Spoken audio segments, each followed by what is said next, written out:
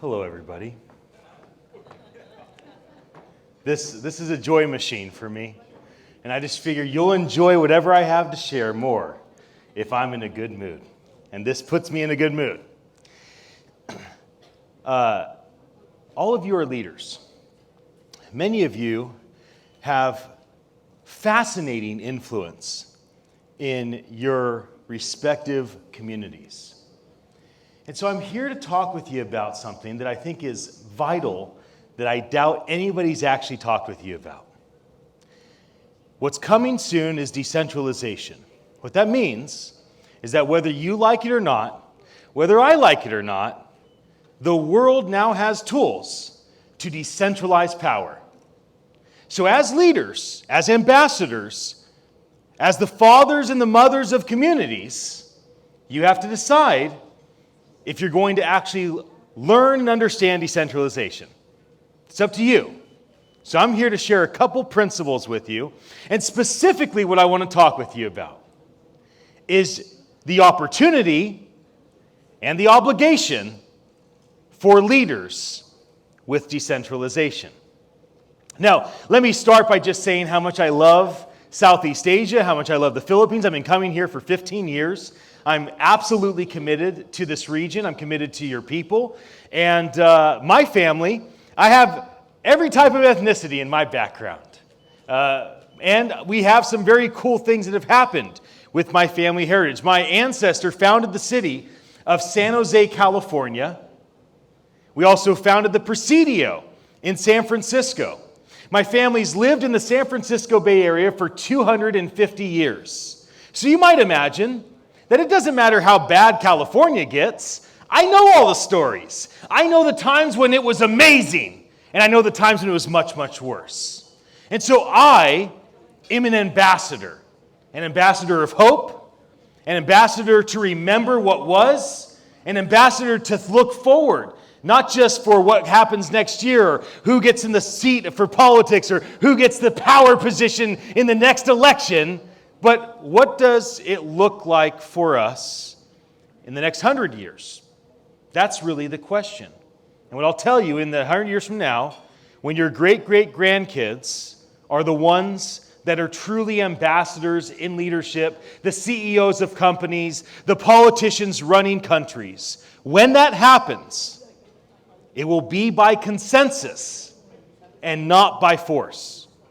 You see, today, it is possible to rule by force.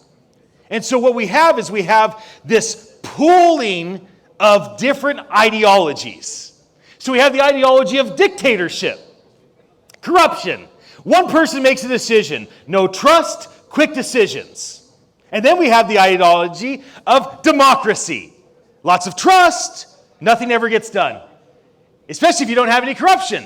Then it just goes from one election cycle to the next, and you're just talking about the same thing forever. And then the dictatorship doesn't look so bad.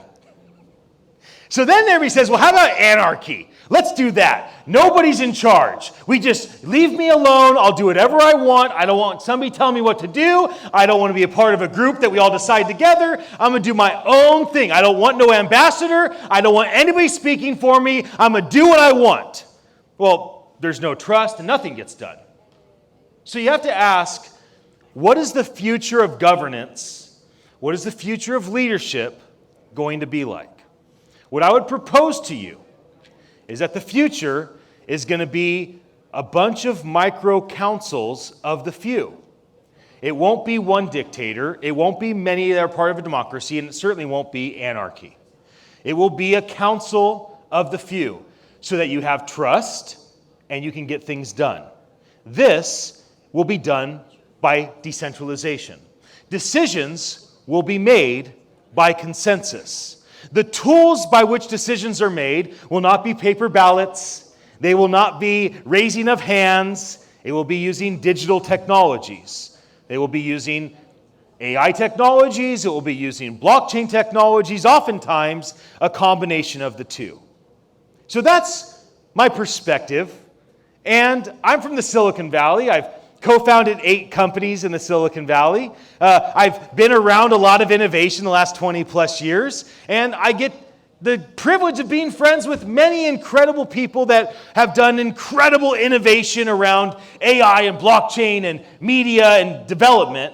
And so I think I have a fairly good understanding of what's about to come. I would be so bold as to have from time to time people call me a futurist. Not because I, predict the future. I'm not a prophet, but maybe I speak forth the future. And so let me, with that authority, say, I just declare grace upon every community that you oversee.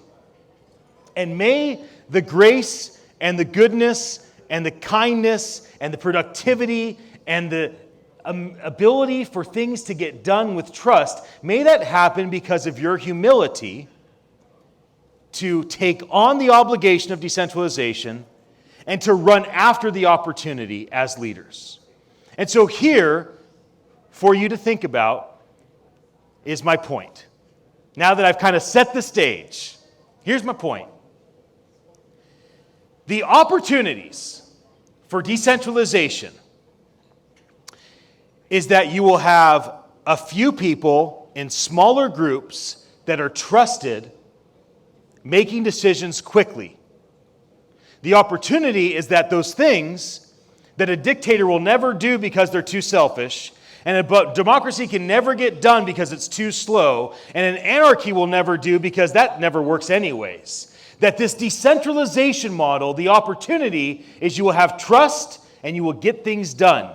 Your fantasies, the thing that makes you cry out of joy because you think about actually accomplishing this goal as an ambassador. The thing that moves your heart and gets you up on Monday morning, and on Sunday night, you can't wait for the next day because you can go run your company and make this thing happen. That thing, the thing that you run after, those things are much easier to come by when you have the opportunity before you of actually providing trust to your employees, to your communities, to your country, to the country that you speak into, because you have taken the path of humility and made the decision to pursue decentralization rather than have it forced upon you.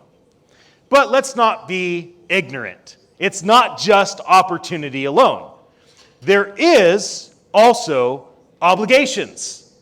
And so let's just talk about what those are.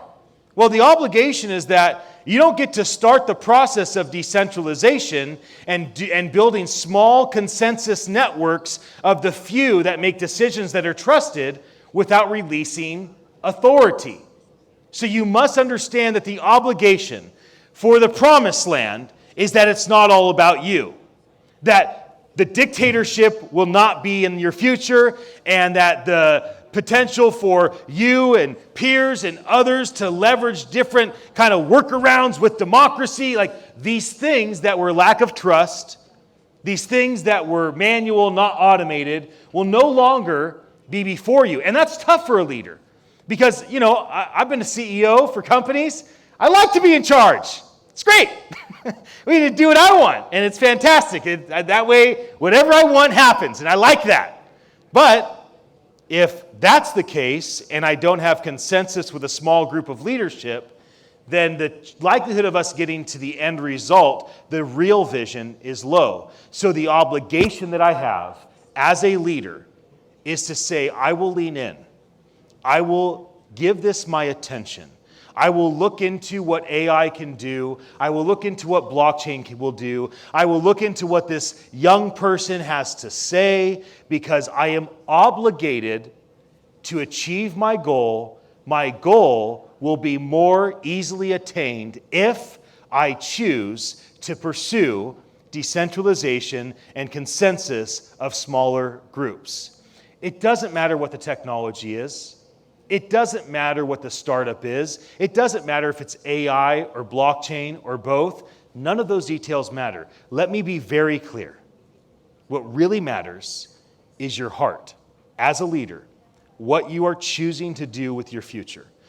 Time goes by very quickly. I feel like a young man. I have a 10 and a 14-year-old son. I feel like I'm 12. But I'm not 12. I'm 42. Now, 42 may be young to many people in this room, but you know what? Life Goes by fast. Next thing you know, I'll be 92 if I'm graced with that long of a life. And then I'll ask myself, what did I do with the last 50 years? Did I run after the opportunity of wise leadership that's hard and humble? Did I shy away from the obligations that is required of me in order to actually pursue this and be a leader and be the one that's the forerunner so others can draft behind me? And for those of you in the room that are really in powerful positions, is your ceiling going to be everybody else's floor? Are you going to lift up the next generation and empower them even though maybe your parents and your grandparents' generation did not do that for you? Let's just say that you had to earn everything on your own. Let's just say that you started at zero. Is that really what you want for the people you mentor?